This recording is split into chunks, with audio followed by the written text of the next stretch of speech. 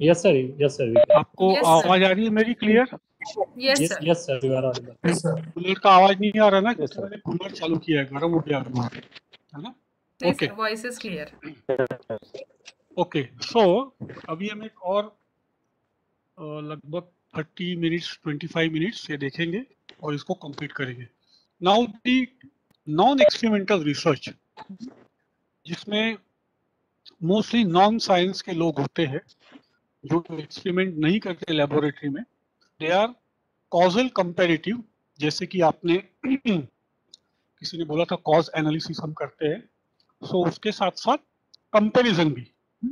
Second is a सर्वे, जहाँ पे हम सेंसस में जो डेटा उसके अगेंस्ट हम सैंपल लेते हैं against the population. Then the case study, जो एक इन डेप्थ होती है और कैंडिडेट केस स्टडी पे अपना डॉक्टरल डिसर्टेशन करता है. It is related to a subject, to a organisation, to a topic और to a problem. Then of course the longitudinal and historical, and there is also a type of correlational research. Now mostly the most popular method for PhDs are the causal comparative, the case studies, the historical, the correlational, and lastly the survey. Because जहाँ पे आपका sample बहुत बड़ा होता है, जहाँ पे पोल हम बोलते हैं, वो यूजुअली डॉक्टरल डिसर्टेशन में नहीं किया जाता उसके टाइम लिमिटेशन की वजह से. But I give you an example how the polls are conducted. आपने अभी 2022 में जो 5 स्टेट्स के चुनाव हुए उसका एग्जिट पोल आपने देखा होगा. नतीजे कैसे आए according to exit poll? How are the results?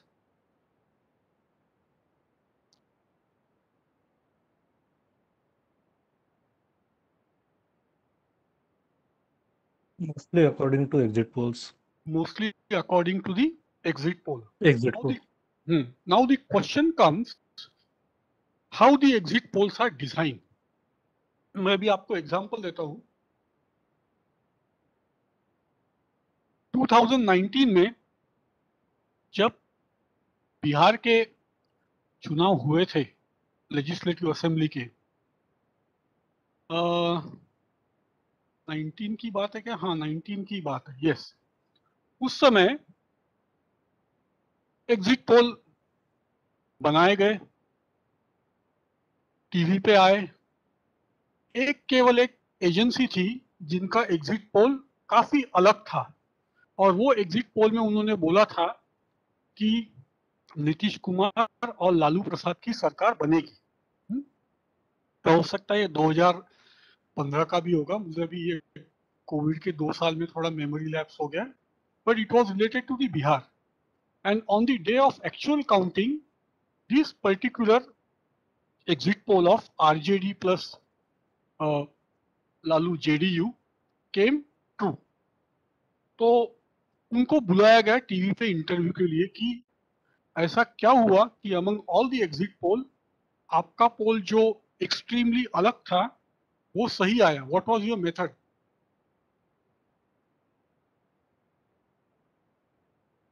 Marathi या देशमुख म्हणू. C voter survey if I am not wrong. So I was curious to know how he conducted the poll in Bihar. He said our method was very simple. We had around 1600 students, faculties on the ground, and we understood the Bihar better than other. Bihar ये कैसी society है आपको मालूम है क्या? How is the societal structure of Bihar? ये थोड़ा social science का सवाल है, बट मालूम होना चाहिए कैसा है वहां का सोसाइटी का structure.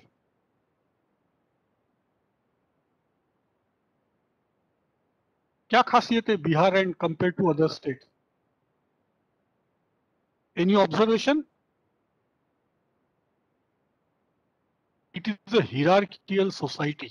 It's a hierarchical society, and their structure is basically dependent on the agriculture, and Yes. more of a controllable structure. It's an authoritative type of structure. Absolutely caste based. अभी आप मिश्रा हो तो आपको मालूम होगा Yeah, Jagannath actually, Mishra ये केवल I'm from UP, so I have some link with Bihar. So it's more of an yes authoritative. Jagannath Mishra ये केवल एक ऐसे ब्राह्मण थे जो बिहार के मुख्यमंत्री बने, उसके बाद कभी कोई नहीं बना. So it Exactly, is exactly. a hierarchical society, right, where the power is in the hands of so-called authoritative people, right? So what these seawater people did, they went to a village and they asked the so-called powerful person in that village, और दूर से उसको सवाल पूछा, अरे ओ ललवा अभी कौन आएगा? So that person responded, अभी तो लालू आएगा. They measure the impact of response. मैंने ये टूल अभी यवतमाल में इस्तेमाल किया. मेरे क्लाइंट को वो ज़्यादा समझा नहीं, पर मैंने उसको डिस्क्राइब किया. They measure the impact of response, means the confidence with which that powerful person responded enable this gang of Dr. Deshmukh, he is not Dr. Deshmukh, to say that yes, this guy is correct, and they extrapolated his impact depending on the community in which he was living. So point I am trying to say that when we conduct the poll survey, sample becomes very important. That time the sample was hardly 30,000. अभी 2022 के चुनाव में सबका sample 5.5 lakh के ऊपर का था. Of course, UP is a gigantic state, right? But even though in a smaller states like Manipur, Goa, samples were very high. Why? Because as the sample size S approaches the population P, the level of confidence increases. So आप अगर field में सर्वे, मैं काफी काम करता हूँ government of Maharashtra के लिए और वर्ल्ड बैंक के लिए, हम जब फील्ड में काम करते हैं तो ऑफकोर्स 5% का हमारा रूल होता है, बट कई जगह ऐसी चीजें हमें देखनी पड़ती है. Now in context of Yavatmal I share my experience. वहां जो पावरफुल बैठा होता है ना, उसका ओपिनियन गांव के ओपिनियन से पूरा अलग होता है. वो बोलता है ऑल इज वेल या ऑल इज नॉट वेल. तो ऐसे समय उसको बाईपास करके वो जब नहीं होगा तब मुझे बाकी लोगों को मिलना पड़ता है, क्योंकि वो उसके अगेंस्ट जाना नहीं चाहते. वो भी एक हिरार्कियल स्ट्रक्चर ही है. Of course caste is not the factor because all where the Kumbis and OBCs over there, but you tend to find that because of lack of education, the respondent may not give you the true opinion. So this becomes little bit tricky, hence mostly avoided in the dissertation of PhD theses. Other than that, all these are the common method which are used. So आपके exam से दो चीजें important हैं. हमें मालूम होना चाहिए दो टाइप के रिसर्च होते हैं, क्वालिटेटिव एंड क्वांटिटेटिव. अभी जो आपके एग्जाम में आपको सवाल आएगा उसको आपको इससे याद रखना है. Qualitative means multiple truth. So I conduct a study in Vidarbha, so that study may not be applicable to Gujarat, it may not be applicable to Punjab. So there are multiple truth, qualitative, right? Then why? Because it is analyzed through the judgment. ये researcher का judgement होता है, उससे वो data या उसका outcome वैसा आता है जो अप्लाई नहीं होगा. फॉर एग्जाम्पल, अगर मुंबई के लोग वड़ा पाव खाते हैं, दैट डजंट मीन नागपुर के लोग वड़ा पाव उतना खाते हैं. नहीं, नागपुर के लोग कुछ और खाते हैं, समोसा कचौरी खाते होंगे शायद. So the judgment in qualitative data will lead to the multiple truth. If judgment is flawed, the truth will also fluctuate or vary. On the other hand, the quantitative is more structured. The data is gathered and analyzed by statistics. So the truth is out there. इसको ऐसा ख्याल में रखने का है. क्वांटिटेटिव्हचा अर्थ सत्य कुठेतरी आहे, क्वालिटेटिव्हचा अर्थ अनेक प्रकारचे सत्य आहेत. इसको ध्यान में रखो. जब आपको एमसीक्यू पूछा जाएगा तो आपको इसमें से जवाब चुनना है, बट कंसेप्चुअली आपको मालूम होना चाहिए. क्वालिटेटिव्ह में जजमेंट आता है, क्वांटिटेटिव्ह में स्टॅटिस्टिकल एनालिसिस आता है. हे आपल्याला या लेवलवर कळलं पाहिजे. अब ये सभी को मालूम है, बट फिर भी मैं आपको बताता हूँ. Qualitative is a text base, quantitative is number based. Now most importantly qualitative research में आप जब प्लानिंग करते हो तो आपका समय कम लगता है, बट जब उसका एनालिसिस करते हो तो आपका कई समय बीतता है. अभी मैंने यवतमाल का एनालिसिस किया, वो 108 पन्ने का रिपोर्ट था, उसमें का एनालिसिस 36 पन्नों का था. उसमें मेरा काफी समय गया. मैंने प्लानिंग फेज में सब फोकस ग्रुप डिस्कशन, क्वेश्चनर ये सब बना लिए थे, बट एनालिसिस में मेरा काफी वक्त जाता है. तो क्वालिटेटिव में, क्योंकि उनको स्टैटिस्टिकल टूल नहीं चाहिए थे, उनको एक परसेप्शन सर्वे चाहिए था, जिसको सोशल साइंस में वॉइस ऑफ कम्युनिटी कहते हैं. वो काम अभी मैंने लास्ट वीक किया हूँ.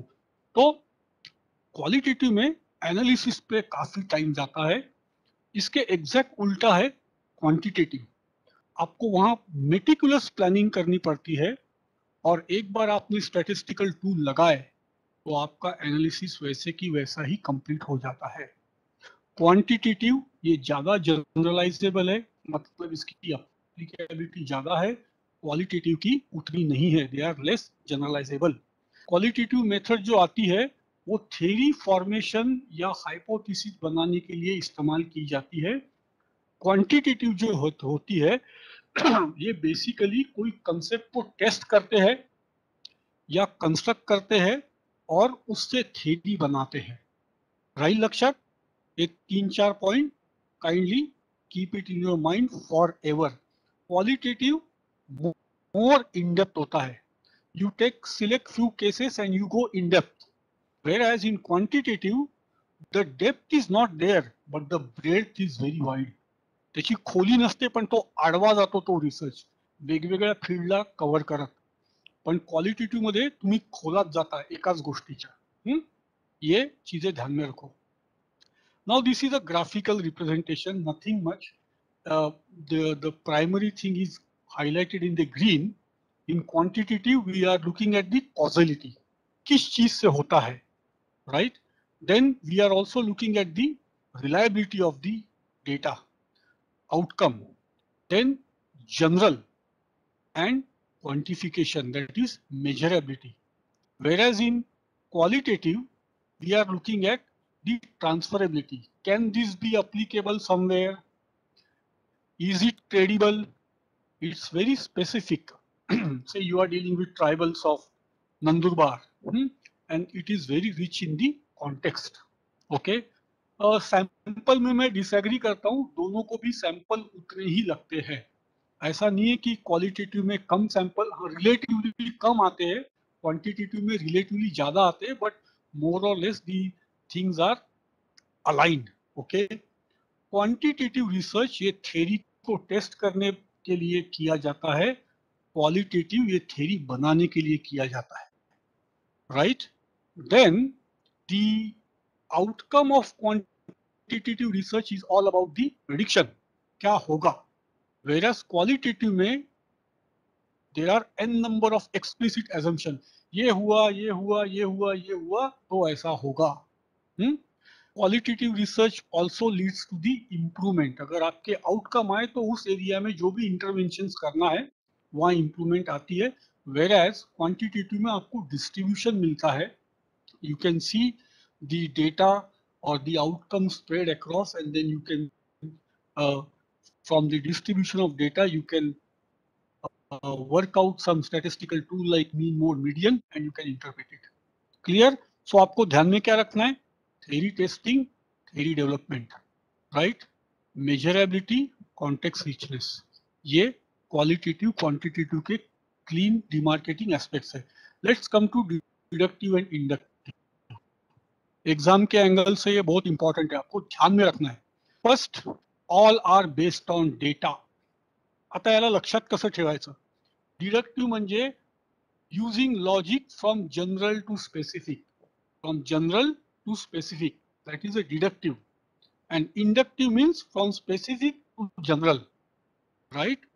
नाउ जब हम दोनों का कॉम्बिनेशन करते हैं तो वो साइंटिफिक मेथड बनती है. अब मैं आपको एग्जांपल देता हूँ. बिफोर ये अगर मैं आपको दिखाऊंगा, इसके पहले मैं आपको एग्जांपल देता हूँ. Right. Let's look at the deductive, general to specific. 10 साल हो गए मैं इंडिया में आके, मैंने देखा है हर साल 10th एंड 12th में लड़कियां मेरिट में आने का परसेंटेज बढ़ते जा रहा है. तर मग माझ्या मनात प्रश्न येतो का अचानक भारतातल्या मुली हुशार झाला का पोट्टे भैताळ व्हायला लागले? हा काय फिनोमिना आहे? असं का होत आहे? So I dig down deeper and deeper and deeper and I came out with a theory. Whatever it may be, बेटी बचाओ बेटी पढ़ाओ वॉट एवर. सो मैंने लॉजिक का इस्तेमाल किया और जनरल से मैं स्पेसिफिक पे गया और बताया कि ये वजहों से हिंदुस्तान में बच्चियां 10th और 12th में ज्यादा मेरिट में आने का परसेंटेज बढ़ गया है. उसका उल्टा है inductive, from specific to general. Now I thought that being a genius, Isaac Newton made a mistake and value of gravity is not 9.8, it is 9.7. So basically I am challenging the theory of gravity. So I formulated my hypothesis, I postulated, I gave the general description, I conducted the experiment, and at the end of my research I found out that my hypotheses were all rejected. Hence the theory of gravity of Isaac Newton prevails. कळलं? राहील लक्षात? Deductive मतलब logic, using logic from general to specific, and inductive उसका उल्टा है, specific to general. ये यहाँ पे दिया हुआ है.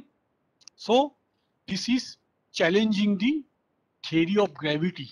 I postulated and then I conducted experiment and I formulated hypothesis and I tested and compared with the reality. When I found that it's not true, the theory of gravity prevails. So I am challenging a theory. इसका उल्टा है from observation. मैंने लड़कियों का merit में आना देखा, फिर मैंने ऑब्जर्वेशन से हाइपोथेसिस बनाया, हाइपोथेसिस को टाई अप किया, उसका जनरल एक्सप्लेनेशन दिया और मैंने बेटी बचाओ बेटी पढ़ाओ थ्योरी बनाई. Now this form of research is very very powerful. Global warming इसी के ऊपर डिपेंडेंट है. ये अभी बीच में जो हम गाजर गवत बोलते हैं, कांग्रेस गवत बोलते हैं, वो डिसअपियर हो रहा है महाराष्ट्र में, वो भी एक थ्योरी बनने के प्रयास में है. Lot of things happening in a society are dealing with the so called formulation of theory. Formulation of theory मतलब कौन सा? आपका पहला वाला inductive, right? Sorry, पहला वाला deductive, and challenging a theory is inductive, right? ध्यान में रखो, to make a theory is deductive, to challenge a theory is inductive. ये दोनों चीजें याद रखो, ये आपके एग्जाम में आएगा पक्का. अब टाइम कितना बचा है? हाँ 10 मिनट है. रिसर्च में we also need to work with the literature. Okay, जो हमारा चैप्टर नंबर 2 होता है लिटरेचर रिव्यू, अब उसका इस्तेमाल कैसे करना. थैंकफुली अभी lot of literature is available online through journals, blogs, website, so on and so forth, right. So first is to find it. हमें किस तरीके का लिटरेचर चाहिए जिसमें हमारे टॉपिक से रिलेटेड इंफॉर्मेशन होगी. Do you need journal, do you need the publication from the conference, do you need blogs, books, finding it, then using the available resources and honing your research skill. आप वो समुंदर में जाके आपको क्या चाहिए वो आप कैसा निकाल सकते हैं.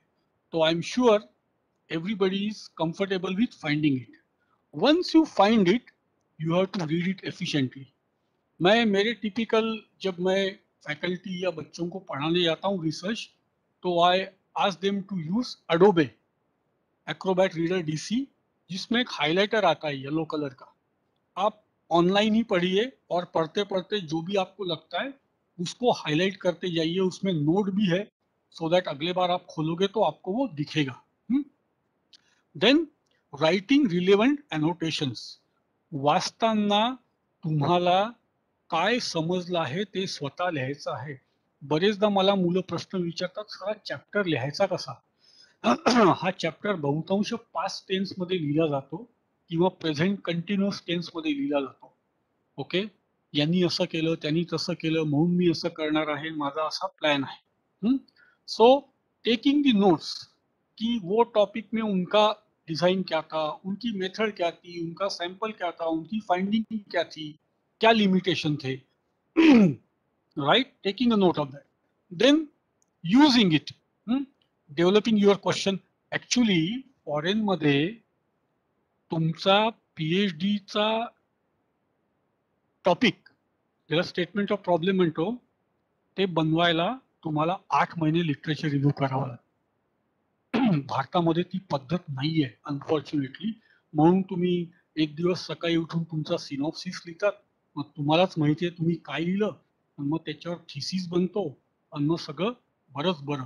त्याच्यामुळे जिन लोगों को करना है आगे, तो आपको लिटरेचर जो है वो टॉपिक ढूंढने के लिए काफी काम करता है. It also help you develop your question. It also help you to argue why you are choosing particular problem, the rationale for that, and then informing your work with theory. जो हम अगले सेशन में देखने वाले theoretical framework, हर कोई research ये theory से align होना चाहिए, और वो आपको लिटरेचर में से ही पता चलता है. ये सब होने के बाद हमको अपनी मेथड डिझाईन करणे. मी 100% खात्रीने सांगतो, इथे बसलेला या पद्धतीने आपली मेथड बनवली नाही. तो आपल्याला जी जमेल त्या पद्धतीने आपण करतो. That is okay. I am not saying it is not incorrect और इम्प्रॉपर. It is fine.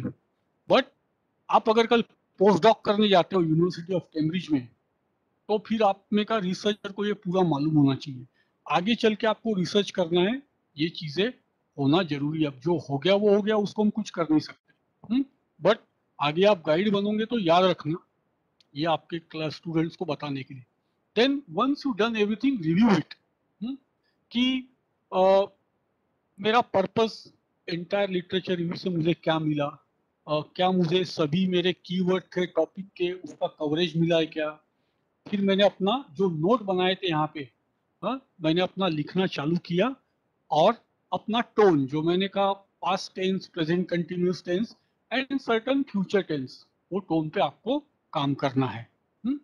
आगे चलते हैं. ये हम सबको पता है, सो इसको मैं स्किप करता हूँ.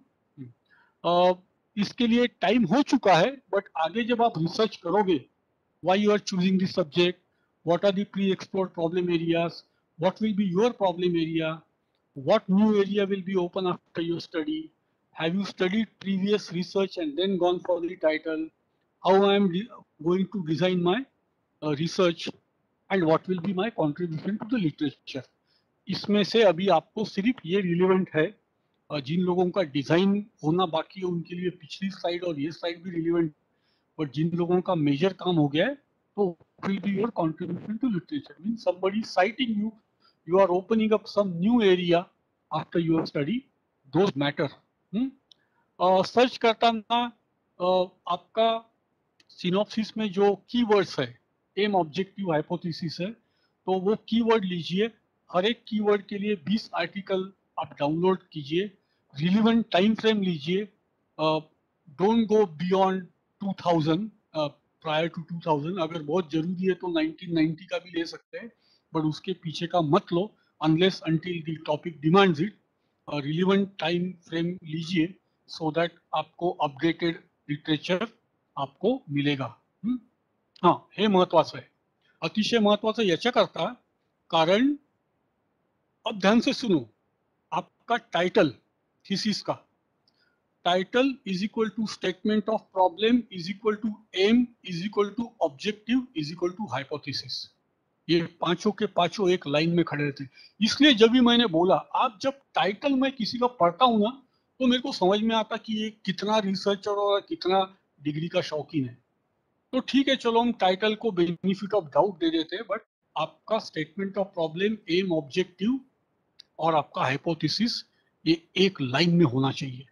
नहीं तो क्या होगा, तुमचे हायपोथेसिस भलते, स्टेटमेंट ऑफ प्रॉब्लेम भलतं, एम भलतं, ऑब्जेक्टिव्ह भलतं, म्हणजे ते महाविकास आघाडी सरकार बनतं मग तुमचं. त्यालाही भेटते PhD, मी असं नाही म्हणत, वो भी 5 साल कंप्लीट करेंगे, बट एक अच्छे क्वालिटी थीसिस को जब मैं देखता हूं ना, तो पहले सबसे पहले मैं ये देखता हूं, सबसे पहले। अब वो कितने लोग देखते आरआरसी में क्या कमेंट करते, मुझे उसके ऊपर कुछ नहीं बोलना है, बट यहाँ से बेसिक शुरुआत होती है कि गड़बड़ी यहाँ होती है।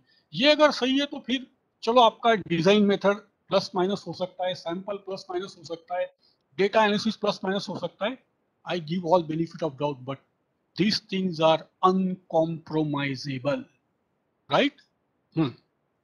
प्रॉब्लेम स्टेटमेंट फोकस पाहिजे.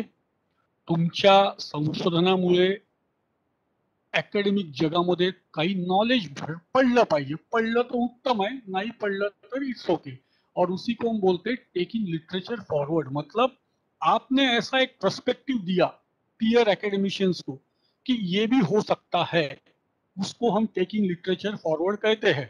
मेरे साथ ऐसे एक दो हादसे हुए जो अनजाने में हुए, और मुझे पता चला कि वहां पे आर्ग्यूमेंट्स आई और वहां से एक नई विचारधारा का कहीं ना कहीं जन्म हुआ. वो विचारधारा मैंने फॉलो करना छोड़ दिया है, बट हाँ, वो एक कंट्रोवर्शियल कही है या एक अलग की फाइंडिंग आई थी गलती से, और फिर उसको आगे लेके गए लोग. वो मैंने 2016 के बाद उसको कभी ट्रैक नहीं किया. It was purely by an accident. I was never of a good researcher back then what I am today. तुम्हाला किती फॅक्ट फिगर स्टॅटिस्टिक्स वापरायचे आहेत. कुछ लोग कुछ नहीं यूज करते, कुछ लोग बहुत ज्यादा यूज करते, वैसा मत करो.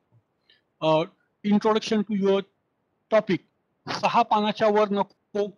मी आता जे 103 पानाचं दिलं ना, मी एका पानात इंट्रोडक्शन दिलं माझ्या क्लायंटचं. ती 30,000 कोटीची कंपनी है. मैंने बोला मैं एक पन्ने में दूंगा आपका इंट्रोडक्शन. ये एनालिसिस आपके लिए नहीं, ये इसके लिए, बेनिफिशियरी के लिए. सो आपके इंट्रोडक्शन का टॉपिक 5, 6, 7 पन्ना मॅक्सिमम. काही पोरं 20-20 पानं लिहिते बा त्याच्यावर. का पूर्ण थिसिसच लिहिणं तू त्याच्यावर इंट्रोडक्शनवर. 5-6 पन्ने. देन इंफॉर्मेशन करंट होना चाहिए depending on your topic. History volume का पीछे का रहेगा, साइंस वॉल्यूम का बहुत करंट रहेगा, मैनेजमेंट कॉमर्स वॉल्यूम का भी करंट रहेगा. कितना डेप्थ में आपको लेके जाना है ये तुमच्यावर है. आपको इनडेप्थ लेके जाना है, डू इट. 5 साल है आपके पास, राइट. एंड आपको कंफ्लिक्टिंग पॉइंट ऑफ व्यू लेने हैं. आई स्ट्रांगली रिकमेंड, अलग सोचो. जरूरी नहीं कि सब जैसे सोचते हैं वैसी होगा. मैं आपको एक ट्रिक बताता हूँ. काम करते करते अगर आपको कुछ पता चला हो कि मुझे ये हाइपोथेसिस टेस्ट करना इंपॉर्टेंट है, you can add those hypothesis, बरं का. But you cannot delete anything from your synopsis. आप ऐड कर सकते हो, वो खुशी से ऐड कीजिए. आपके गाइड की रिटर्न परमिशन ले लीजिए, सो दैट अगर कल किसी ने पूछा कि ऐसा क्यों हुआ, तो आपके पास एविडेंस रहेगा कि मैंने गाइड की परमिशन लेके हाइपोथेसिस ऐड किया है. करा, आवश्यक आहे. कारण हायपोथेसिस हे ट्रायल अँड एररनी बनवतात हो सगळे लोक. त्यामुळे कन्फ्लिक्टिंग पॉइंट तुम्हाला मिळत असेल, अवश्य त्याचा विचार करा. ठीक है, ये आपको मालूम है, encyclopaedia, database, Google scholar, so and so fourth. हाँ, माहिती घेताना कोई भी ज्ञानदेव सखाराम टुकड़ोजी ने अगर ऐसी कोई दिया ना, आपने उसका लिखा, that person has to be credible to cite. Citation के लिए ऑथर की क्रेडिबिलिटी होनी चाहिए. वो आर्टिकल एक कॉन्टेक्स्ट में पब्लिश होना चाहिए. वो पीयर रिव्यू था, जर्नल स्कॉलरी था, या अदरवाइज अथॉरिटी जर्नल था, ये आपको कॉशियस रहना है. या फिर किसी के वेबसाइट. मैंने एक बार एक गवर्नमेंट के लिए काम किया और ब्राजील के एक इकोनॉमिस्ट का साइटेशन दिया. तो मेरे को कुछ दिन बाद एजेंसी का फोन आया कि ये कौन है. मैंने कहा ये ब्राजील के इकोनॉमिस्ट है. तो बोले हमने सर्च किया, ये नहीं है बोले. मैंने कहा सर ये ब्लॉग है, ये ब्लॉग में वो अपने आप को क्लेम करते हैं. तो बोले ये ऍक्सेप्टेड नाही आहे, काइंडली डिलीट इट. मला ते डिलीट करावं लागलं. मग नंतर कळलं की जोपर्यंत कोणी त्या विषयाची ऑथॉरिटी नाही आहे ना, तोपर्यंत सायटेशन करणं हे निव्वळ वेस्ट ऑफ टाइम आहे. पीएचडी मध्ये तुम्ही काही साईट करा चालतं, पण प्रोफेशनल रिसर्च मध्ये तुमचं प्रत्येक पान पान क्रॉस चेक होतं की तुम्ही काय करता, कारण तुम्हाला भरमसाठ पैसे मिळतात त्याचे. So make sure the journal is peer reviewed, scholarly or authority journal. Just don't take it because it is available in somebody's website or blog. Okay. Okay, ये definition तो हम सबको मालूम है. ये typical format है. Again, I am not saying that this is a format. Follow the format which is given to you by PhD sale or at the time of your RRC approval, do that. So conclusion में हम कहेंगे ये basic research अगर हमें पता होगा तो हम एक राइट मेथोडोलॉजी सिलेक्शन के लिए तैयार हो सकते हैं, right. Entire research is based on the information, so it is a key aspect, that is a primary information or secondary information. Keep your thesis simple yet very very focused, क्योंकि candidate को लगता है 800 पन्ने तो ऐसे ही बनते मेरे, ते तसं नसतं. The quantity does not matter, what matter is a quality. So आप अगर मेरे को पूछोगे तो मोटा मोटी 300 पन्ने में एक अच्छे क्वालिटी का थीसिस बनता है. 300 पानं एका साईडला प्रिंट केलेली. आता मागे पुढेचा नियम आलाय तर 150 पानात सगळं झालं पाहिजे. एकदा आमच्या MBA मध्ये वायवाला एका पुण्या मुंबईची मुलगी आली, 1500 पानाचा थीसिस घेऊन आली होती. ठीक आहे, आता तो फायनान्शियल इन्क्लुजन वर वगैरे होता वगैरे आणि त्या काहीतरी नॅशनल स्टॉक एक्सचेंज मध्ये काम वगैरे करत होत्या, पण 1500 पानं हा अत्याचार आहे. तर त्याला बरेचदा अशा गोष्टी म्हणता येत नाही, पण 300 350 नो मोर देन दैट. अगर आपका टॉपिक डिमांड करता है तो उससे भी कम में आपका वो हो सकता है. So a person who never made a mistake never tried anything new. Mistake करा, शिका आणि परत त्या मिस्टेक पुढे अवॉइड करा. चुका या होणारच, चुका नाही झाल्या तर तुम्ही माणूस नाहीच आहात, तुम्ही देव आहात. त्यामुळे चुका करा पण त्याच्यापासून शिका, राइट. सो ये हो गया पार्ट 1. अभी मैं जाता हूं थेरोटिकल फ्रेमवर्क में और उसके बाद अपन Q&A लेंगे. मैं आपको टाइम देता हूं. थेरोटिकल फ्रेमवर्क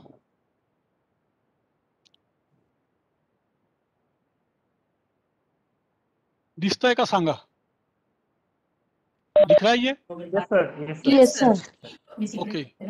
अब आपको आपकी जो ऑनलाइन एग्जाम होगी इसमें एखाद्या दूसरा सवाल आएगा. आप में से 50% लोगों को ये समझेगा भी नहीं कि ये क्या है. फिर भी मैं आपको बहुत सिंपल तरीके से समझाने की कोशिश करूंगा. तीसरी बात, आप में से कुछ लोग अगर इसको आपके PhD थीसिस में डालना चाहते हैं तो दे आर मोस्ट वेलकम. नहीं डाला तो कुछ फर्क नहीं पड़ता. चौथी बात, आप में से जो लोग आगे चल के रिसर्च करना चाहते हैं उनके लिए ये मस्ट है, मस्ट. जो UGC मेजर माइनर और अनेक टाइप के रिसर्च आते हैं वो करने के लिए विदाउट थेरोटिकल फ्रेमवर्क आपका एप्लीकेशन शॉर्टलिस्ट ही नहीं होता है. तो for further research as well as those who understood it clearly and wanted to put it under research method page number 1 chapter number 3, this theoretical framework can be included. I will explain it to you in a very layman and simple term. जैसे ये नाम बोलता है theoretical framework. अब framework को अपन अंग्रेजी में समझ लेंगे कि एक चौकोनी डब्बा, लक्ष्मण रेखा. थेरोटिकल का मतलब आपके टॉपिक से संबंधित जो थेरीज है उस थेरी के ऊपर आपका पूरा काम होना चाहिए, राइट. सो इसको हम TF कहते हैं. TF क्या करता है? It is a collection of interrelated concept. Okay, it is like a theory but not necessarily so well worked out. म्हणजे तुमच्या विषयासंबंधित जेवढे कन्सेप्ट आहेत आणि जेवढ्या थेरीज आहेत त्याचं कलेक्शन म्हणजे थेरोटिकल फ्रेमवर्क. आधी ऐकून घ्या, मग तुम्हाला उदाहरण देतो. यानी काय होतं? नंबर 1, आप अगर TF का इस्तेमाल कर रहे हो तो आप मुझसे लिख लो 100% आप डेविएट नहीं होगे. नंबर 1. नंबर 2, आपको एग्जैक्टली पता चलेगा आप क्या मेजर करने वाले हो. एंड नंबर 3, आप किस टाइप की स्टैटिस्टिकल रिलेशनशिप देखने वाले हो वो भी TF से आपको मोटा मोटी समझ जाएगा. मतलब आपकी गलतियों की गुंजाइश लगभग ना के बराबर होगी, अनलेस आपका डिजाइन गलत हो गया तो that's a different matter. But it acts as a powerful tool for researcher not to deviate from aim, objective and hypothesis. And at the same time, अगर मैं टीएफ देखता हूं तो टीएफ से मेरे को पता चलता, अच्छा आप ये मेजर करोगे, अच्छा आप ये स्टैटिस्टिकल रिलेशनशिप देखने आ रहे हो, डन, मैं आपका थीसिस ही नहीं पढ़ूंगा। आप जब प्रोफेशनल रिसर्च करते हो ना, तो टीएफ जमा करना पड़ता है आपके प्रपोजल में, और उस वो वही देखते हैं बेसिकली, वो वही देखते हैं, वो देखते हैं कि ये कैंडिडेट को सही में रिसर्च की एबीसीडी आती है क्या, और टीएफ अगर उसको पसंद आ गया तो मोर और लेस आपका प्रपोजल शॉर्ट लिस्ट होने के चांसेस बढ़ते हैं, जो कल इसके ऊपर हम बात करेंगे। अब ये जो थ्योरी टेस्टिंग में ये क्रिटिकल यूज किए जाते हैं, जैसे कि मैंने आपको एग्जांपल दिया था आइंस्टाइन की थ्योरी को, नॉट आइंस्टाइन, आइजैक न्यूटन की ग्रेविटी के थ्योरी को टेस्ट करना है, तो वहां काम में आता है। But we are talking here exploratory study, हे तुमच्या सगळ्यांना लागू होतं बरं का, जहां आपको ज्यादा मालूम नहीं है और आप कुछ सीखने की गुंजाइश कर रहे हो, that is a PhD research. यहाँ they are very very important, इसलिए इंपॉर्टेंट है क्योंकि हम कहीं भटक ना जाए, और जो हम जानना चाहते हैं वो हमें कम समय में मिले। आप जब प्रोफेशनल रिसर्च असतात ना साहेब, मी तुम्हाला सांगतो 5 ते 6 दिवस मी फील्डवर होतो 42 डिग्री मध्ये, आणि 72 तासात रिपोर्ट लिहिला। त्याचे भरपूर चांगले पैसे मिळालेत, पण जे प्रेशर असतं ना, म्हणजे 15 दिवसात सगळं संपलं मेथड पासनं। त्याच्यात काल परवा 14 तारखेला काही करेक्शन आले होते, ते केले, तेही सबमिट झाले 15 ला। सो ये शॉर्ट ड्यूरेशन के प्रोजेक्ट रहते हैं, और इसीलिए आपको टीएफ इंपॉर्टेंट होता है क्योंकि आपकी गलती नहीं होती उसमें। पीएचडी आपका 5 साल का प्रोजेक्ट है, फिर भी बच्चे गलती करते हैं। 5 साल तो बहुत, मैं अगर कहीं यूजीसी का चेयरमैन बनेगा तो मैं बोल देगा 2 साल के अंदर रिसर्च होना चाहिए, वो भी फुल टाइम, सगळे राजीनामे द्या, 2 वर्ष रिसर्च करा, पीएचडी घ्या, परत आपापल्या कामाला लागा। सो पीएचडी में आपको काफी लंबा टाइम दिया जाता है, but at the same time आपके टीचिंग जॉब होते हैं, कुछ और जॉब होते हैं, सो आप उतना ध्यान दे नहीं पाते, तो गलतियों की गुंजाइश थीसिस में बढ़ती है। इसीलिए मैंने आज तक जितने पीएचडी वालों को पढ़ाया है, तो 18 या 20 लड़के लड़कियों ने शायद वो मुझे दिखाया है, मुझे तो दिखाया, उन्होंने डाला कि नहीं है मुझे मालूम नहीं, बट इन लोगों ने मुझे भेजा है की सर हे आम्ही टाकू शकतो का, असं आम्ही बनवलेलं आहे। तर हे चुका तुमचं कमी करतं। आता सबसे पहले मेरे को आपका कोई टॉपिक बताओ, किसी का भी टॉपिक बताओ, एक आदमी या एक पार्टिसिपेंट एक टॉपिक बताओ।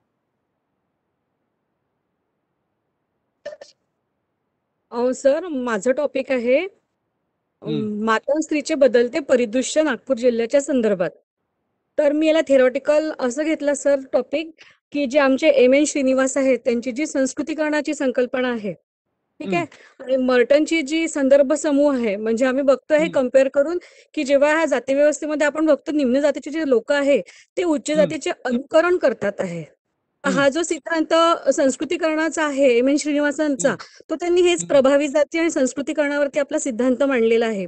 आणि हे बघतोय आपण ग्रामीण क्षेत्रामध्ये की ज्या प्रभावी जाती आहे, जरुरी नाही की त्या म्हणजे ब्राह्मणच असतील, ठीक आहे, ज्या संख्येने जास्त आहे, एज्युकेशननी ज्यांनी थोडीशी आपली प्रगती केलेली आहे, की जेव्हा किंवा कोणाजवळ जास्त लँड आहे, अशा ज्या जाती आहेत त्यांचा प्रभाव हा निम्न जातीवर पडतो आहे। तर त्यांचे जे कल्चरवर आहे, जसं त्यांचं विवाह पद्धती आहे, ठीक आहे, त्यांच्या कुटुंब संस्था आहे, त्यांच्या ज्या काही प्रथा परंपरा आहे, त्याच्यामध्ये त्यांनी चेंजेस केलेले आहे सर। तर मी चेंजच्या दृष्टिकोनातून या मातंग स्त्रियांची स्टडी करते सर। तर मला तर या एम.एन. श्रीनिवासांची पण थेरॉटिकल फ्रेम महत्वाची आहे। मर्टनचं जसं आपण बघतो की संदर्भ समूह, आपण एक रेफरन्स ग्रुप आपल्या समोर ठेवतो आणि आपल्यामध्ये ते सगळे चेंजेस करतो, तर ते पण एक थेरॉटिकल पार्ट याला हे करते सर। तर अशा पद्धतीने सुरू आहे sir work. Okay, theoretical framework तुमचे याच्यात तुम्हाला फक्त कन्सेप्ट बघायचे आहेत। आता तुमचे कन्सेप्ट जे आहेत ना, तुम्ही काय बदल बघता आहात, थोड़ा अलाउ कीजिए। अभी ये झुकिए, मराठी में बात करिए, तो मैं इनसे मराठी में बात करूंगा, फिर मैं आऊंगा आपके पास। तुम्ही जे अपेक्षित बदल बघत आहात, की असं असं बदल या समाजामध्ये अशा अशा कारणांमुळे होतो आहे, त्या बदलांना आपण कन्सेप्ट म्हणतो। आता तुम्हाला श्रीनिवासन साहेबांच्या थेरॉटिकल फ्रेमवर्क सोबत हे कन्सेप्ट जोडायचे आहेत, हा हे हा एक असतील किंवा 2 असतील किंवा 3 असतील. हं? हा आता तुम्ही याच्यात काय मोजणार है ना? Measurement. Theoretical framework should enable you to measure. तर तुम्ही या बदलांची फ्रिक्वेन्सी मोजणार की या बदलांच्या मागचे क्वालिटेटिव्ह कारण मोजणार की या बदलांच्या मागचं मूळ कारण शोधणार है ना? You have to quantify that. Why it is happening. कोणामध्ये हे बदल प्रामुख्याने दिसून येत आहेत की जे लवकर श्रीमंत होत आहेत ते, की जे जुने आहेत की ते, की जे नवशिके आहेत की ते, की जे शहराजवळ राहतात की ते. त्याला असे फाटे फोडावे लागतात. हो सर. मंजित. फाटे फोडल्यावर मग आपल्याला कळतं की एक्झॅक्टली मला काय बघायचंय आणि काय मेजर करायचंय. तर तुमचं प्राथमिक फाउंडेशन बरोबर आहे. तुम्हाला आता ते श्रीनिवासन साहेबांचं फ्रेमवर्क आणि कन्सेप्ट याला जोडायचं आहे आणि तुम्हाला क्वांटिटेटिव्ह मेजरमेंट करायची आहे म्हणजे आहेच. I strongly recommend every synopsis में नहीं भी होगा तो डाल दो, थीसिस में कोई फर्क नहीं पड़ता. आपके थीसिस की नाही वैल्यू सर, आम्ही वैसी बनेगी. क्वालिटेटिव्ह आणि क्वांटिटेटिव्ह दोन्ही पण करतोय सर. हा तर हा. म्हणजे तर क्वेश्चन मध्ये क्वांटिटेटिव्ह मध्ये काय क्वेश्चन करताय सांगा. क्वांटिटेटिव्ह मध्ये काय करताय, काय क्वालिटेटिव्ह मेजर मध्ये करताय. सगळ्यात पहिले तुम्ही नाही गुणात्मक क्वालिटेटिव्ह बदल नाही, मला क्वांटिटेटिव्ह मध्ये सांगा काय मेजर करताय तुम्ही. म्हणजे आता जसं भरपूर त्यांचे वेगवेगळे हे घेतले फॅक्टर, जसं एज्युकेशन आहे, हा नंतर जसं त्यांचं आपण कळलं आर्थिक कळलं कळलं हा हा हा कळलं. म्हणजे तुम्ही हे व्हेरिएबल घेतले घेतोय संख्यात्मक आणि येतील. या व्हेरिएबलच्या नुसार ज्या लोकांमध्ये बदल येत आहेत त्या बदलांची कारण तुम्ही सांगाल की हे शिक्षण आहे किंवा हे आहे किंवा ते आहे. राईट. सर हा दॅट इज अ हा क्वांटिफिकेशन है ना. हा वेरी गुड. हा. काम चालू ठेवा तुमचं. तो ओके मुझे सर. अंग्रेजी में कोई एक टॉपिक बताओ रे जिसका अंग्रेजी में होगा. मराठी में चलता है बट कैसा है ना वो थेरोटिकल फ्रेमवर्क वो मराठी में क्या है मैंने आज तक जिंदगी में समजाया नहीं आणि ते कसं लिहायचं तेही मला माहित नाही. पण शक्यतोवर मला इंग्रजी मधला एखादा टॉपिक आवडेल म्हणजे मी तुम्हाला देऊ शकतो. I can help you to design a theory. अब हम ऑनलाइन में ऑफलाइन में अगर मेरे को मिलते माटे चौक में तो मैं वो ब्लैक बोर्ड पे ही बना के देता आपको. अभी मेरे को टॉपिक बताओ फिर मैं आपको बताता हूँ कैसे बनाने का उसका. एक का ही टॉपिक बताओ किसी का. Sir, हाँ my work is experimental work actually. हाँ So should बताइए. I? हाँ So yes it is yes. development of sensors to study एक minute optoelectronic let me write it. Development of sensor. sensors हाँ. to study optoelectronic to study of optoelectronic properties electronic properties. हाँ. of nanoparticles. Of nano particle. अब सब लोगों को इनका topic सुनाई दिया क्या. इनका टॉपिक है development of sensors to study opto electronic properties of nano particle. लोगों ने आज शाम को अपना अपना टॉपिक A4, अभी मैंने इनका टॉपिक A4 पेज पे लिख लिया. अब मैं लेता हूं लाल रंग का पेन. अब इसमें कीवर्ड कौन कौन से है बताओ. ये टॉपिक में ये टाइटल में कीवर्ड कौन से है बताओ. विश्वा जी बताइए कौन सा कीवर्ड है. Sir, optoelectronic properties. Opto electronic property. उसको मैंने अंडरलाइन किया लाल पेन से. ये कीवर्ड and है. nanoparticles. Nano Nanoparticles. पार्टिकल. और एक keyword Sir, probably sensors. Sensors. Not probably must. हाँ. अब ये Sensors. तीन को मैंने लाल पेन से हाईलाइट किया. अब मैंने मेरा पेन बंद कर दिया. अब मैं लेके आऊंगा काला पेन. मला अशा विविध रंगांची आवड आहे. अब ये तीन हाईलाइट करने के बाद मैंने तीनों को गौर से देखा एक बार. Opto electronic properties, nano particle and sensor. अब हम लोग तो इतने पढ़े लिखे कि हमको पता चलता सेंसर मतलब कुछ मेजर करने वाला जो सेंस करता है ना, उसको हम सेंसर बोलते हैं. तो टाइमिंग मैंने सेंसर को अलग रख दिया. अब मेरे को ये टाइटल में से थ्योरी और कंसेप्ट और इंटर रिलेटेड कंसेप्ट ढूंढना है. तो सबसे पहले मैं थ्योरी ढूंढूंगा. ऑप्टो इलेक्ट्रॉनिक प्रॉपर्टी ये ढूंढने वाला, ये दुनिया को बताने वाला दुनिया में कौन था मिश्रा जी पहला आदमी. तुम्हाला माहित पाहिजे कौन था जिसने theory of opto electronic property publish की. Sir, optical properties basically work by optical properties means कौन हाँ जो भी होगा, मैं आपका एग्जाम नहीं ले रहा हूँ. My point is that first theory put forward by any researcher who talked about opto electronic property. उसके नीचे मैंने काले पेन से लिख दिया T1, मतलब थ्योरी 1. ये है दुनिया में एग्जिस्ट. अब ऑप्टो और इलेक्ट्रॉनिक ये हाइब्रिड वर्ड है, राइट? ऑप्टो अलग है, इलेक्ट्रॉनिक मतलब इसको हम कहते हैं अपने रिसर्च के लैंग्वेज में ये एक फील्ड से दूसरे फील्ड में गया, मल्टी फील्ड का है ये. तो ऑप्टो इलेक्ट्रॉनिक भी itself is a science, right? So opto electronic की डेफिनेशन जिसने निकाली वो रिसर्चर, उसको नीचे मैं लिखूंगा T2. ये दोनों के नाम और उनके थ्योरी के नाम आने चाहिए, करेक्ट? T1 T2 सबको समझा यहाँ तक? अब मैंने ऑप्टो इलेक्ट्रॉनिक को छोड़ दिया. अब मैं आया नैनो पार्टिकल. सबसे पहले लिटरेचर में नैनो पार्टिकल की डेफिनेशन किसी ने दी होगी, और नैनो पार्टिकल की थ्योरी भी होगी. तो मैंने अभी लिखा नैनो पार्टिकल के नीचे T3, theory number 3, and definition T2, definition 2. पहली डेफिनेशन है मेरी ऑप्टो इलेक्ट्रॉनिक की D1 और नैनो पार्टिकल की डेफिनेशन है D2. इतना समझा? अभी मैं आया सेंसर पे. अब सेंसर ये एक इक्विपमेंट होता है, करेक्ट? हार्डवेयर होता है, बराबर है? it's a piece of component. It's a piece of component. तो 1000 टाइप के सेंसर हो गए दुनिया में. तो अभी सेंसर की तो थ्योरी नहीं होगी, correct me if I am wrong.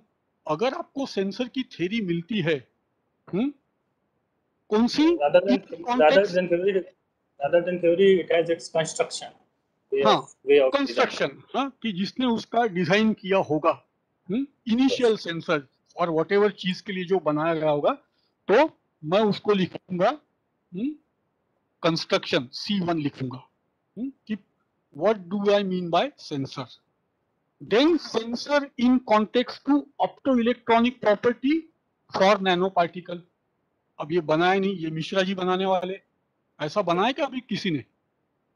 Yes, sir. It has been designed, but I am going to improve it, some improvisation over it. Okay. तो अभी जिन्होंने ऑप्टो इलेक्ट्रॉनिक प्रॉपर्टी और नैनो प्रॉपर्टी के particle के लिए sensor जिन्होंने बनाए हैं, तो मैं उसको लिखूंगा C2, C3, C4.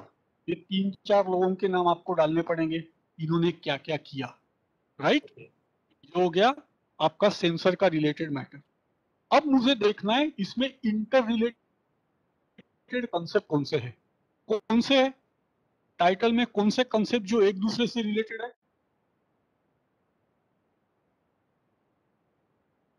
I'm not exactly getting the question. Okay, here the interrelated concept is the optoelectronic properties of nanoparticle. ये दोनों एक दूसरे से कनेक्टेड है, करेक्ट? ये कंसेप्ट है ना? ये इसकी प्रॉपर्टी में नैनो पार्टिकल में देख रहा हूं. तो मैंने अभी ग्रीन कलर का पेन लिया और नीचे एक ऐसा C बनाया. ये दोनों रेड लाइन जो थी, लाइन नंबर 2, लाइन नंबर 3, इसको मैंने नाम दिया कंसेप्ट. ये हो गया कंसेप्ट जो लिंक करता है मेरे टाइटल को. किसको लिंक करता है? Opto electronic property of nano particle. ये दोनों को लिंक करता है क्योंकि दोनों की थ्योरी है, दोनों की डेफिनेशन है. नाउ बाबांनो, इतकं कळलं का? मेरे को बुरा लगता है कि मैं आपको ऑनलाइन पढ़ा रहा हूँ. आप दरख्वास्त कीजिए ऑफलाइन पढ़ाने की, मैं आपके सामने इसको बना सकता हूँ, बट नहीं समझाऊंगा तो समझने की कोशिश कीजिए मैं क्या बोल रहा हूँ. अब मुझे देखना है कि मिश्रा जी क्या मेजर करेंगे, because he want to develop sensor, so he must be measuring something as a researcher. तो अभी मैं ऑप्टो इलेक्ट्रॉनिक प्रॉपर्टी की जो लाल लाइन है ना, उसके नीचे मैं मेरी पेंसिल लेता हूँ. पेंसिल से मैं एक वर्टिकल लाइन बनाता हूँ. प्रॉपर्टी कोण कोणत्या आहेत मिश्रा जी सांगा. Which are the optoelectronic property? 1, 2, 3, 4. So समझा क्या basically, I आपको am मेरा going to सवाल? measure the hmm, yes, sir, yes. हाँ The effect हाँ of light on the एक मिनट एक मिनट एक मिनट एक electronic minute parameters such as अरे रुको रुको रुको इफेक्ट ऑफ लाइट ये पहली प्रॉपर्टी आप मेजर करोगे number 2 second sir, on electronic parameters means change in resistance, change in हाँ एक capacitance minute resistance of the material capacitance of the nano, of nano material and there number are 3 many more और क्या parameters. Major करोगे Then, sir, inductance, inductance number 4 और क्या major करोगे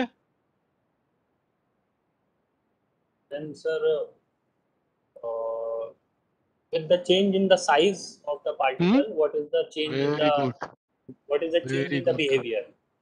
size of particle vis-a-vis behaviour vis-a-vis behaviour ये हो गए आपके मेजरमेंट क्राइटेरिया और ऑप्टो इलेक्ट्रॉनिक प्रॉपर्टी अब मैं आता हूं एक लाइन पेंसिल से नैनो पार्टिकल कौन से नैनो पार्टिकल आप टेस्ट करने वाले हो 1 2 3 या वो एक ही है Sir, it's actually a group. Yeah, if you see periodic हाँ table, the हाँ lanthanides and the actinides group जो है, हाँ तो they उसमें are से क्या more क्या टेस्ट करेंगे involved आप in. सभी करेंगे या Sir, कुछ there सिलेक्टेड करोगे is few selected one which are reported and which तो are कितने हैं वो reported for आपके better efficiency.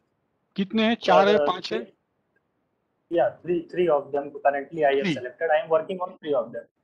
ओके अब रुक जाइए अब देखो इनका थियोरेटिकल फ्रेमवर्क कंप्लीट हो गया अब मैं आपको पहले से बता दूं सबसे पहले हमने इनका टॉपिक लिया development of sensor to study opto electronic properties of nano particle ये इनका टाइटल था फिर हमने इसमें से 3 कीवर्ड निकाले sensor opto electronic property nano particle इसको लाल पेन से अंडरलाइन किया फिर मैंने ब्लू पेन से ऑप्टो इलेक्ट्रॉनिक प्रॉपर्टी की थ्योरी ऑप्टो इलेक्ट्रॉनिक जो हाइब्रिड वर्ड है उसकी थ्योरी नैनो पार्टिकल की थ्योरी T3 ऑप्टो इलेक्ट्रॉनिक की डेफिनेशन नैनो पार्टिकल की डेफिनेशन D2 यहाँ तक काम किया फिर अपन गए सेंसर पे ये लोग इन्होंने बोला है कि ऑलरेडी कुछ लोगों ने बनाए तो सबसे पहला कंसेप्ट सेंसर का दुनिया का पहला सेंसर क्या था उसका डेफिनेशन C1 फिर C2 C3 C4 जिन लोगों ने इसके ऊपर काम किया है ये ऑप्टो इलेक्ट्रॉनिक वाले सेंसर जो बनाए नैनो पार्टिकल के वो 3-4 लोगों के वहां पे काम ये हमको उनका काम का टाइटल साल ब्रैकेट में डाल के देना है ये हो गया फिर हम लोग आए इंटर रिलेटेड कंसेप्ट मैंने ऑप्टो इलेक्ट्रॉनिक और नैनो को छोड़ दिया एक काले वाले पेन से ये दो कंसेप्ट इंटर रिलेटेड है फिर मैंने क्या किया ऑप्टो इलेक्ट्रॉनिक के नीचे वर्टिकल लाइन बनाई कि ये क्या मेजर करेंगे तो ये मेजर करेंगे effect of light then resistance capacitor मेरे अंधारा हो गया क्या मला पप्पा मीच म्हातारा झालं का इंडिविजुअल साइज और नैनो पार्टिकल में इन्होंने 3 पार्टिकल सिलेक्ट किए ये अगर मिश्रा जी आपने एक पन्ने पे रखा और इंट्रोडक्शन टू रिसर्च मेथोलॉजी के फ्रंट पेज पे डाला तो मेरे को इसी से ही समझ में आता है कि आप क्या काम कर रहे हो right Yes, sir. Yes, did you get me yes. That is the important of theoretical framework सिर्फ एक डायग्राम से ही मेरे को पता चलेगा थियरी कौन सी है इंटर रिलेटेड कंसेप्ट कौन से what you are going to measure done हे एवढं सोपं आहे आता इतिहास इंग्लिश लिटरेचर यांना ते बनवायला डिफिकल्ट जातं पण इट इज नॉट इम्पॉसिबल तो I hope since you are all online generally क्या होता है ना अगर ये ऑफलाइन सेशन होता तो आज मैं मिश्रा जी को बोलता कि भैया लंच टाइम के बाद 5 और लोगों को सिखा दो मी एखादा हुशार मुलगा मुलगी बघतो आणि त्याला म्हणतो तू 5 जणांना शिकव तो जरूरी नहीं कि सबको मेरा बताया हुआ समझ में आएगा मैं इसको बहुत बार करता हूँ बट आपको एकदम लेमन टर्म में मैंने आपको बताया कि टाइटल लेने का कीवर्ड अंडरलाइन करने के उसकी थ्योरी निकालने की इंटर रिलेटेड कंसेप्ट निकालने के उसका C1 C2 निकालने का आप क्या मेजर करोगे आपके टाइटल वर्ड में वो लिखिए काम खत्म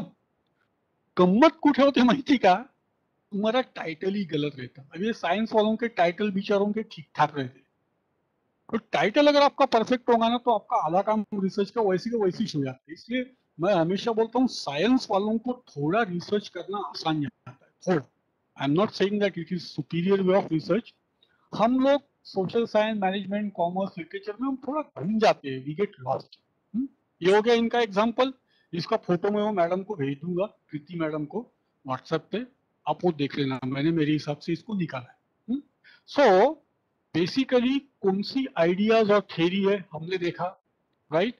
it is a process of framing research that highlight की कंसेप्ट, निकाले, थ्योरी निकाली।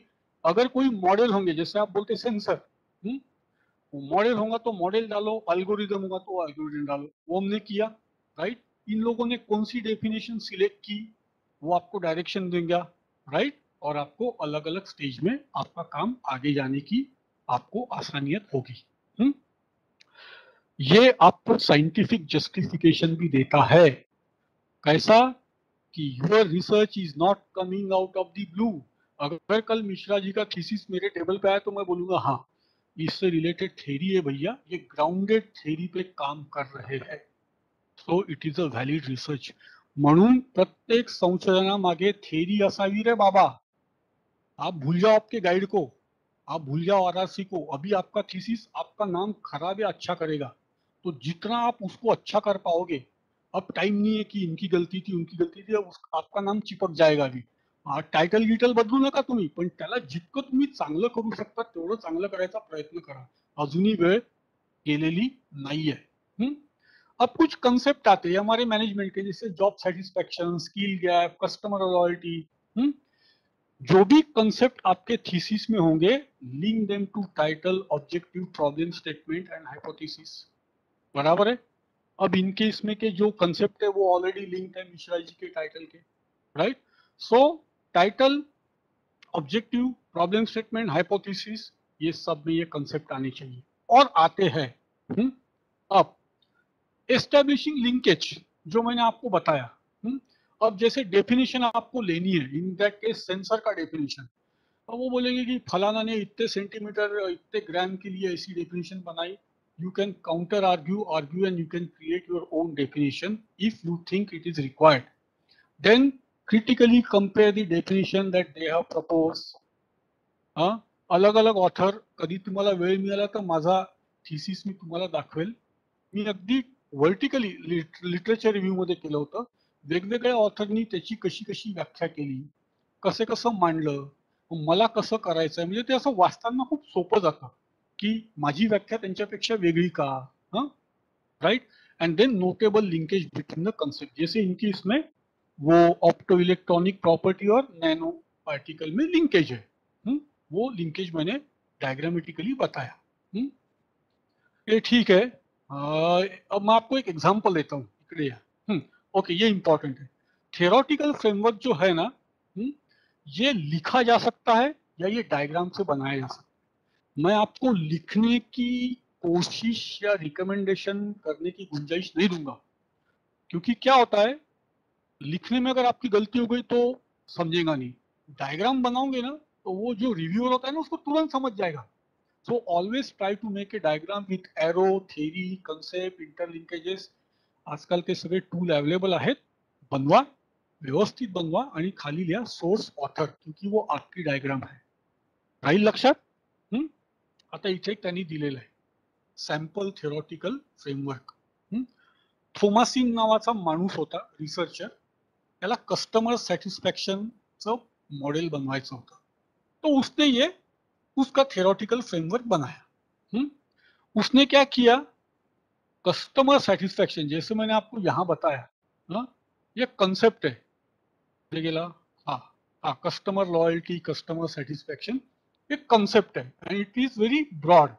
उसने क्या किया, कस्टमर सेटिस्फैक्शन के 4 पैरामीटर हाईलाइट किए। वर्ड ऑफ माउथ से गया, पर्सनल नीड की वजह से गया, पास्ट एक्सपीरियंस से गया, या मीडिया मार्केटिंग पब्लिक रिलेशन की वजह से वो गया। ये 4 ड्राइवर उसने निकाले। आप 5 निकालो, 3 निकालो, 10 निकालो, वो आपके ऊपर है। सगळ्यात महत्वाचं काय असतं कस्टमर सैटिस्फैक्शन मध्ये, value preposition.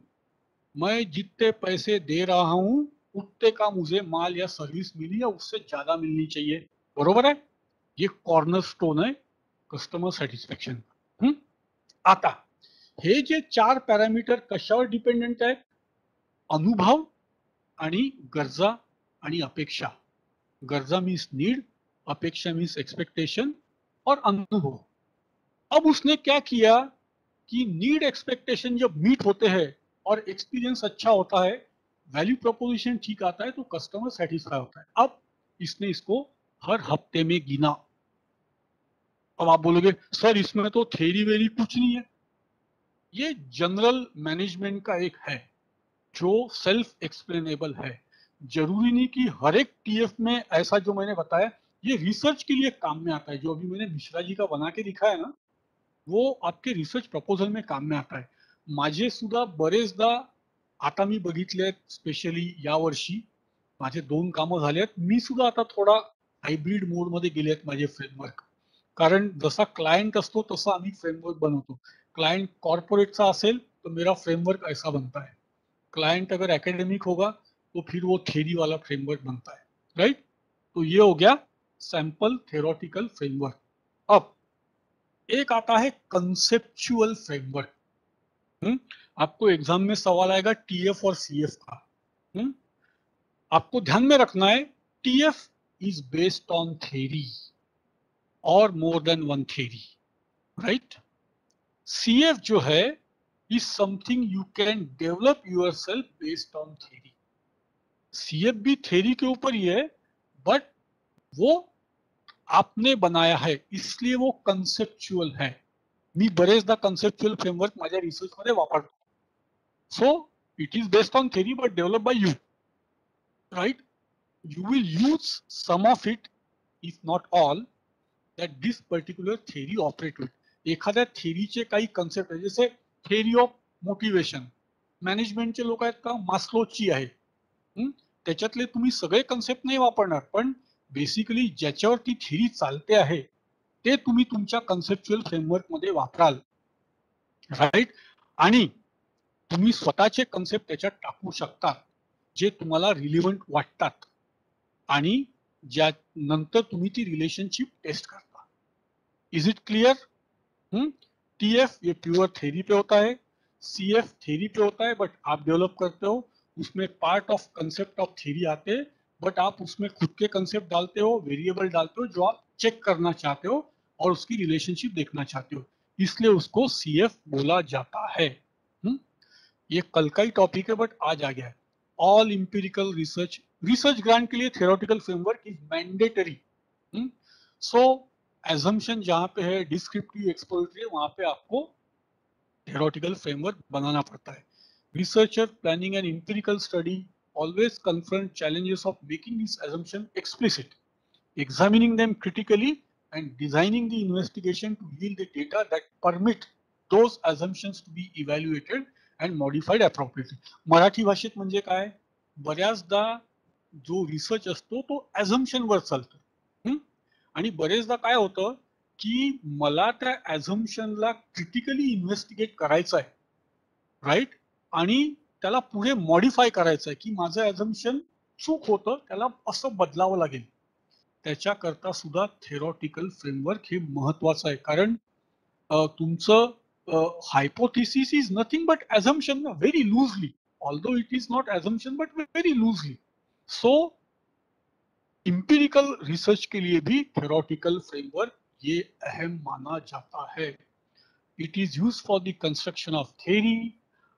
It remains implicit in the proposal without being formally articulated.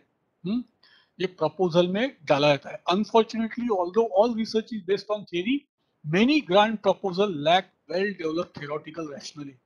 आप जब commercial research करने जाओगे, granted research, तो ये आपको well thought एक डालना पड़ता है जो rationale देगा कि आपको यही study क्यों करना है. Right? So many time a candidate is unable to develop it and get rejected because of that. So आता वाजले आहेत 1:21 आपल्याकडे 7-8 मिनिटं आहेत. हे समजलं नसेल ज्यांना त्यांनी टेन्शन घेऊ नका. टीएफ आणि सीएफ लक्षात ठेवायचं आहे, त्याच्यातला फरक लक्षात ठेवायचा आहे. ज्यांना कळलं आहे ते उद्या A4 पानावर आज रात्री काढा. प्रीती मॅडमला व्हॉट्सअप करा, त्या मला व्हॉट्सअप करतील, मला चेक करायला ते आवडेल. टाकलं तर उत्तम, नाही टाकलं तर काही हरकत नाही. ज्यांना पुढे संशोधन करायचं आहे त्यांच्याकरता हे अतिशय महत्वाचं आहे. हे खूप सोपं आहे. त्याच्यामुळे त्या पद्धतीने आपल्याला थेरॉटिकल फ्रेमवर्क टाकता आलं तर आपल्या संशोधनातल्या चुका अत्यंत कमी होतात. मी हे नाही म्हणत नाही होणार, कमी होतात, फोकस तुमचा वाढतो. आता जर काही प्रश्न असतील तर विचारा. सर टॉपिक मैडम को फॉरवर्ड करना है on the group, the WhatsApp group which is there. हाँ, आप ना क्या कीजिए, घर में शाम को चाय पीजिए, एक A4 का पन्ना लीजिए और आपका अच्छा। टाइटल लिखिए उसके ऊपर. और जैसे मैंने बोला, लाल पेन, काला पेन, हरा पेन, पेंसिल, और एक डायग्राम बनाइए. जैसे मैंने मिश्रा जी की डायग्राम बनाई ना, वो डायग्राम बनाइए, उसका फोटो लेके प्रीति मैडम को भेज दीजिए, ग्रुप पे भेज दीजिए. फिर वो मेरे पास आएगा तो मैं आपको बताऊंगा, इसको एरो डाल के करके अच्छा डायग्राम बना के अपने रिसर्च मेथोडोलॉजी के फ्रंट पेज पे इसको डालने का है. Any evaluator of your PhD thesis will be highly appreciated if you can show him theoretical framework. मुझे पूरा यकीन है आपका गाइड आपको कुछ नहीं बताएंगे, उनको भूल जाओ. आपको ही ये सीखना है, आपको ही बनाना है, और डालने से कुछ रिजेक्ट नहीं होता है, फायदा ही आपको होगा. You make it on A4 paper, उसका फोटो लो. अब जब इन पर्सन मिलते थे तो लोग लेके आते थे, फिर हम डिस्कस करते थे, करेक्शन होते थे. अभी ऑनलाइन में वो फोटो मेरे पास पहुंच जाएंगी तो मैं फोटो बाय फोटो करेक्शन दूंगा, है ना. वैसा Sir, can you कीजिए. share your photo to us? Sir, Yes. हाँ, मैं ये प्रीति मॅडम को भेजता हूँ. मैं रुको, आता माझं हाँ. हँडरायटिंग आहे महात्मा गांधींसारखं आहे, तुम्हाला किती कळतं, पण ये पहले मिश्रा जी से इसको करेक्ट करना चाहिए. वो भी ऑनलाइन है क्या? चलो ठीक है, मैं प्रीति मैडम को भेजता हूँ ये फोटो जो मैंने हाँ, बनाया ना, Sir, मैं that उनको will be भेजता हूँ. very तर necessary आम्हाला and very गांडीतरी useful. होईल कसं right? बनवायचं Sir, I तर have a मी तुम्ही आधी question. विचार केला की मी इथे सकाळी मी एक अप्लिकेशन डाउनलोड केली, ब्लॅकबोर्ड सारखी. माझ्या लॅपटॉपवर माझ्याकडे ऑल इन वन डेस्कटॉप आहे, त्याच्यात पेन सुद्धा आहे. मला वाटलं की मी असं पेनानी काढून तुम्हाला इथेच दाखवेल, पण तो इंटरफेस काही काम करत नाहीये. मी खूप कालच मी विचार केला की आपको ऐसा पढ़ाऊंगा ऑनलाईन, म्हणजे मला पेनानी लिहिता येतं माझ्या स्क्रीनवर, पण ते काही जमलं नाही मला, म्हणून ते आज असं आलं. जर जमलं असतं तर मग तुम्हाला माझ्या स्क्रीनचा स्क्रीनशॉट काढता आला असता. पण ठीक आहे, मी हे प्रीती मॅडमला पाठवतो याचा फोटो काढून. Yes, चालेल sir. Sir, thank you. सर आणि Sir, I तुमचा have a नंबर question. जर मी शेअर केला तर चालेल ना? काही जर पर्सनल डिफिकल्टीज असतील हो, पार्टिसिपंट्सला तर. हा माझा जुना नंबर आहे. येस सर, माझा आय हॅव न्यू नंबर त्या नंबर मॅडम ऑल्सो. कडनं हो घ्या. हो. येस हं? सर. आणि ईमेल मला जास्ती आवडतं. नंबर खूप ठिकाणी जातो आणि खूप लोक त्रास देतात मला, म्हणून मी नंबर देत नाही. पण घ्या तुम्ही नंबर. तुम्हाला काही शंका असेल तर you can contact, you can come. मी शंकरनगर चौकातच राहतो, तुम्ही येऊ शकता तुम्ही. Okay. Sir, and the PPTs which you have been sharing with us, हा, So, this ma'am, ये will be it shared is on the Preeti madam ये group. अवेलेबल है Yes, UGC it- HRDC में. हाँ, yes, madam, it is already there on our Genomio Available. website. Yes, yes. वहाँ These से are the same download. PPTs. Yes, Okay. Yes in- yes, same same. in unit उसमें 1 शायद you ये will Einstein get के photo वगैरह नहीं होंगे. ये हम्म. ग्राफिक के फोटो मैंने अभी डाले हैं कुछ इंजीनियरिंग के बच्चों को मोटिवेट करने के लिए, but content is same. But sir basic content वाला पीपीटी आहे आपल्याकडे. हाँ, सेम Yes. आहे. मी फक्त फोटो काय टाकलाय, काही टेक्स्ट मॉडिफाईड नाहीये, nothing is modified, only photo I have added for students of engineering, you know. Yes. Okay. sir, I have Okay, a sir. question. Okay, madam. Thank you. हाँ, Okay. Any question? पूछिए सवाल. Sir, as you explained about theoretical framework, when we go in literature, what will be the models in that? See, models are typically prepared to test. Okay, those model could be economic model or on the science side the algorithmic computer models. Okay, so on both sides the model exists. Now what happen? Say if you are also considering to develop a model and test it, okay, then in literature you can see how the previous authors or previous researchers have constructed the model. Now I am telling you the shortcut which I follow. You can amend or modify their models. Okay, I have seen lots of researchers have modified previous model to make it suitable to the context of India. So I would preferably recommend you to look for a European or American or Latin American model. I'm not saying that don't go for Indian model. If your subject is not pan-India, then you can take model from any corner of India and modify it with suitability so that it fits to your research and you can test it. While modifying, you have to cite at the bottom of that model, this is modified from researcher so and so, ABCD, dated so and so. That so you acknowledge that you have modified their model. That's it. खुद के बनाने की जरूरत. Remember the word research. Model can be modified, amended. कोई बनाने की जरूरत नहीं है मैडम. आपको right model ढूंढना है. मैंने typically what I do, I modify the European models to Indian context. I'm not genius, I tell you, but I know what they are thinking and I know what will work in India. I cite them, acknowledge them. बाकी का काम वैसा ही होता है, वैसा ही होता है. सो आपको लिटरेचर में टाइम लगेगा ढूंढने के लिए, पर आपको अगर सही मॉडल मिला, हर चीज को मॉडिफाई नहीं कर सकते ना, राइट? और स्कूटर का पहिया आप कार में तो नहीं लगा सकते. स्कूटर का पहिया ज्यादा से ज्यादा आप वो पल्सर को लगा दोगे तो पल्सर का सस्पेंशन काटना पड़ेगा, और उसके आगे तो पहिया काम का नहीं है. तो आपको राइट मॉडल ढूंढना है और फिर आपको देखना है कि इसको आप क्या अमेंड कर सकते हो. बहुत सोचना पड़ेगा, सोचना पड़ेगा, उसको अमेंड करना पड़ेगा. कुछ वेरिएबल एक्स्ट्रा डालो, कुछ निकाल डालो, फिर आपका ऑटोमेटिक मॉडल बनना चालू हो जाएगा. ऑटोमेटिक. Got it?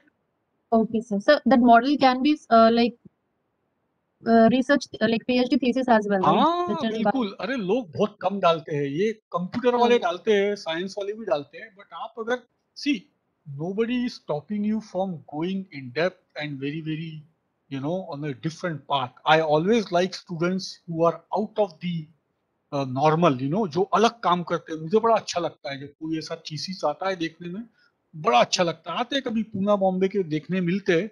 मैं तो वैसे गाइड नहीं हूँ, बट कभी दोस्तों के साथ बैठता हूँ तो देखने मिलते हैं, बड़ी खुशी होती है. तो थोड़ा आउट ऑफ द बॉक्स भी सोच के आप बना सकते हो, बिल्कुल कोई नहीं रोका है आपको. थीसिस आपका खुद का है, as long as you can defend it. I'll send my theoretical framework to you, sir. हाँ, sure. Thank you, sir. Thank you. आहेत का काही प्रश्न? 1:29 झालेत. अजून प्रश्न असतील तर आपण उद्याही भेटणार आहोत. ते प्रश्न लिहून ठेवा. उद्याही तुम्ही मला विचारू शकता. प्रीती मॅडम, उद्या किती Yes. वाजता आहे? 10:30 आहे का? हो सर, उद्या 10:30 ते 1:30 सेम वेळ. सेम ना? कारण मी येस ते काय व्हायचं, आपण जेव्हा इन पर्सन घ्यायचो तेव्हा ते दुसऱ्या दिवशी 11 व्हायचं, if I am not wrong. Yes first day actually आठवतं का तू? रजिस्ट्रेशन हा डे राहायचा ना हा, सर, फर्स्ट डे त्यामुळे. लवकर असायचं आणि सेकंड डे उशीर हा. असायचं, म्हणून ते मला. येस नाही अच्छा, सर, ओके. उद्या सेम टायमिंग आहे 10:30 ते 1:30. ठीक है ना. तो Yes, yes. tomorrow we will meet again at 10:30. If you have any questions, you may Yes, sir. draft them today. You may email them if you want. You may SMS them by taking the number and get clear your doubts. ठीक है? Yes sir, So thank thank you you. for listening. Ma'am हाँ, हाँ. विचारा. Sir, madam से मुझे पूछना था, madam offline हमारे लेक्चर्स हो सकते हैं क्या? नहीं मैम, ये वाले कोर्स के लिए हमें ऑनलाइन की ही परमिशन मिली है वीसी सर इनको से. जैसी परमिशन मिलती है ना, यस. क्योंकि जैसे अमरावती में उनको ऑफलाइन की मिल गई थी, हम्म. तो वो ऑफलाइन में कंडक्ट हुआ था. बिकॉज ऑल्दो गवर्नमेंट ने बोला है कि अब सब ऑफलाइन होगा, but these are the specific courses for specific programs only. तो ये यूनिक कोर्स है जो एएससी Yes. रन कर रहा है. तो इसलिए मैंने भी मैडम को सबसे पहले यही सवाल पूछा कि ऑफलाइन है क्या. Yes sir. मॅडम सर बोलली इवन की आमचे इसको online ही युजीसीचे permission कोर्सेस पण इनिशियल हा. मध्ये जे आता जून जुलैचे आहेत ना, ते पण ऑनलाईनच घ्यायला सांगितले युजीसीनी, जोपर्यंत अजून अच्छा. बाकीच्या कंडिशन्स रूल आउट नाही होत, कारण की सध्या केसेस अजून वाढतात आहे असं दिसतंय. हा, दिल्लीमध्ये वाढतंय येस आता. येस. तो तर त्यामुळे माइंड आहे, तो पण वाढतंय. Yes yes. करेक्ट. ठीक है, ऑनलाइन में भी Okay. आप लोग क्वेरी सॉल्व हो सकती है, डोंट वरी. तो रिसोर्स पर्सन अपने उतने इंटरैक्टिव रखते हैं सेशंस, तो आपको जो भी डाउट आते हैं आप क्लियर कर सकते हैं. हाँ, है ना. मैम, थोड़ा कनेक्टिविटी का इश्यू आ जाता है एट टाइम्स. यस वो that थोड़ा is सा one, आपको सॉल्व करना पड़ेगा मैम. हाँ ठीक है मैम. जी. Okay, okay. चलिए, thank you so Thank much Okay. Sir for So, today thank you. Session. Thank thank you you. Sir. Okay. मी उद्या फोटो भेटूया पाठवतो सर. तुम्हाला. यस सर, चालेल. Yes okay. Okay. So thank you friends. Now we will take lunch break. अभी मैं meeting and कर रही हूँ अपने अभी के रिकॉर्डिंग सेव करने के लिए. 2 बजे आप ज्वाइन करिए. I will start the meeting at 1:45 again. ठीक है. So take your lunch and join at 2 o'clock. Ma'am, the same link or Same link for the okay. whole day. Okay, ma'am. ठीक है. तो जल्दी जल्दी अपना लंच करिए and we will meet at 2 o'clock and we'll start with unit number 5. Okay, thank you. Okay. Thank you all of you. Thank you, ma'am. And those who have not yet marked the attendance, please mark your attendance. और मैंने attendance का वो Google form अपने WhatsApp group में भी add किया है. किसी को अगर जिन्होंने उस साइट में जाने के लिए तकलीफ हो रही होगी तो आप WhatsApp ग्रुप से भी अटेंडेंस मार्क कर सकते हैं, जिन्होंने आज सुबह मार्क नहीं की है. लेकिन कल से 10:30 के पहले आप सबको अटेंडेंस मार्क करनी है. ठीक है. Ma'am, yes. मुनेंद्र माटे बोलतोय. हाँ. मी आता परवाचं जे रेकॉर्डिंग होतं ते आता अर्धा तासात पाहतो, नंतर मी अटेंडन्स मार्क करतो. ठीक आहे सर. आता मी फॉर्म सेंड केलाय आपल्या ग्रुपवर. तुम्ही आता पण अटेंडन्स मार्क करू शकता आणि जसे सेशन आपले आज 4 वाजता संपून जातील तर त्यानंतर तुम्ही ती व्हिडिओ बघाल म्हणजे बाकीचे इन्स्ट्रक्शन्स तुम्हाला कळतील. ओके, ठीक आहे. सध्या तर घाईघाईत नाही बघितला तरी चालेल. लंच घेऊन घ्या आणि अटेंडन्स मार्क करून घ्या. Sure ma'am, sure. Thank you so much ma'am. चला आता मी एंड करते. मी पण लंच करते आणि we will meet at 2 o'clock.